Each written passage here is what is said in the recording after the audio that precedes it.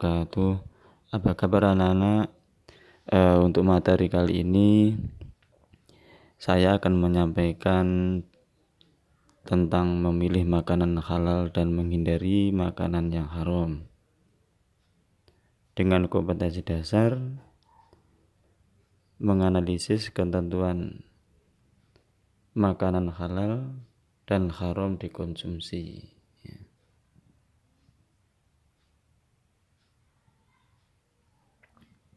Dengan pelajaran ini nanti diharapkan kalian mampu menganalisis ketentuan makanan yang halal dan makanan yang haram. Yang kedua, memahami ketentuan makanan yang halal dan mana yang haram. Arti makanan halal: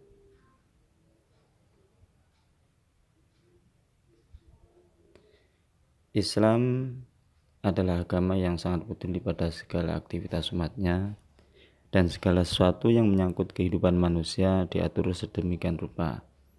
Segala hal kehidupan dipertimbangkan dari segi manfaat dan mudaratnya, dan Islam telah memberikan petunjuk yang jelas bahwa segala sesuatu yang memberikan manfaat diperbolehkan hukumnya. Segala sesuatu yang membawa mudarat atau kejelekan, maka Islam akan melarangnya. Salah satu hal yang diatur dalam Islam adalah tentang makanan. Sebagaimana yang kita tahu bahwa makanan adalah salah satu hal yang sangat penting yang dibutuhkan oleh manusia setiap harinya. Makanan memberikan energi bagi manusia dan juga berfungsi dalam menjaga kesehatan seseorang. Menurut bahasa, kata makanan berasal dari kata makan, sedangkan dalam bahasa Arab disebut dengan kata at'am yang artinya adalah makanan. Sedangkan yang disebut dengan kata makan sendiri diartikan sebagai suatu aktivitas memasukkan makanan ke dalam tubuh untuk menjaga kondisi dan kesehatan. Kata makanan yang berasal dari kata makan adalah segala sesuatu yang dapat dimakan atau dikonsumsi oleh manusia, baik yang berasal dari hewan maupun tumbuhan, yang dapat menghilangkan rasa lapar dan memberikan tenaga bagi tubuh manusia. Sedangkan kata halal itu berasal dari bahasa Arab yang artinya adalah diperbolehkan.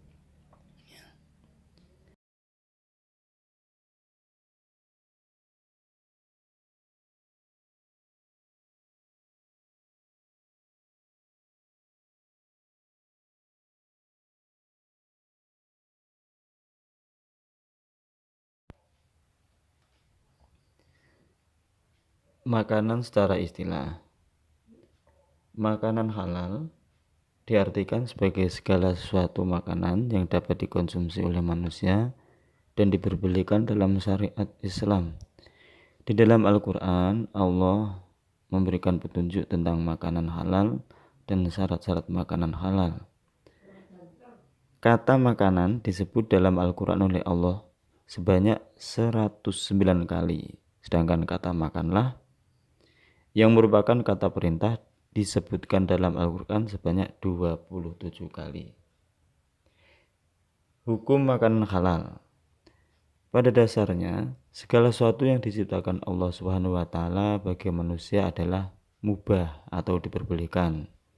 Dengan kata lain bahwa semua makanan pada dasarnya adalah halal sampai ada dalil yang menyebutkan bahwa makanan tersebut haram hukumnya untuk dikonsumsi. Melihat makna tersebut, maka sebenarnya jangkauan halal dalam hal makanan adalah sangat luas, karena bumi ini diciptakan oleh Allah dengan segala sesuatunya termasuk hewan dan tumbuhan yang merupakan sumber makanan bagi manusia.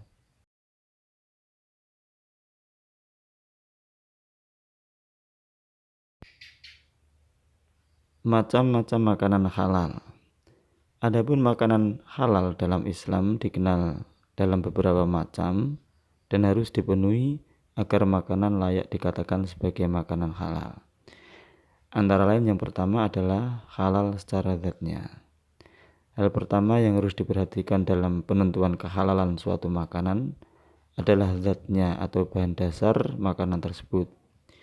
Ciri-cirinya antara lain yang pertama, makanan yang berasal dari binatang maupun tumbuhan yang tidak diharamkan oleh Allah. Yang nomor dua, dijelaskan di dalam Al-Quran dan hadis. Yang nomor tiga, bermanfaat bagi pertumbuhan kesehatan manusia. Yang nomor empat, tidak merusak badan, akal maupun pikiran. Yang nomor lima, tidak kotor, tidak najis, dan tidak menjijikkan.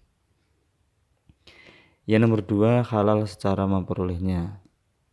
Pada dasarnya semua makanan adalah halal, dan apabila zatnya halal maka makanan dapat menjadi haram tergantung bagaimana cara memperolehnya. Makanan halal dapat menjadi haram apabila diperoleh melalui hasil mencuri, melakukan perbuatan menipu, hasil riba, dan maupun korupsi dan lain sebagainya. Yang nomor tiga, halal cara memprosesnya. Apabila makanan sudah diperoleh dengan cara halal, dengan bahan baku yang halal pula, jika makanan tersebut diproses dengan menggunakan sesuatu yang haram, misalnya alat masak yang bekas digunakan untuk memasak makanan haram, atau bahan-bahan lain yang tidak diperbolehkan atau diharamkan untuk dikonsumsi, maka makanan tersebut bisa menjadi haram. Yang keempat, yaitu halal cara menyajikan, cara mengantarkan, serta cara menyimpannya.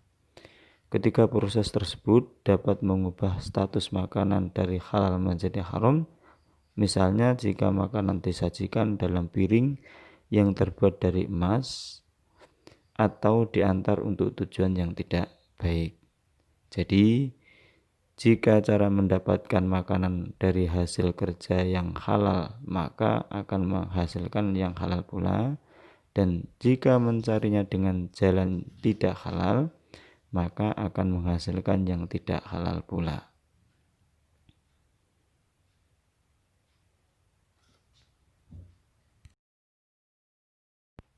Adapun makanan yang dihalalkan menurut agama Islam dapat digolongkan sebagai berikut. Yang pertama, semua rizki yang diberikan oleh Allah berupa makanan yang baik dan halal, seperti padi, jagung, sagu, kedelai, sayuran, buah-buahan, dan lain-lain. Yang nomor dua, semua makanan yang berasal dari laut. Yang nomor tiga, semua binatang ternak, seperti ayam, itik, kambing, sapi, kerbau, unta, dan lain-lain, kecuali babi dan anjing. Yang nomor empat, maksud saya hasil buruan yang ditangkap oleh binatang yang telah didik untuk berburu. Yang nomor lima, semua jenis binatang yang hidup di air, baik air laut maupun air tawar. Hikmah mengkonsumsi makanan halal.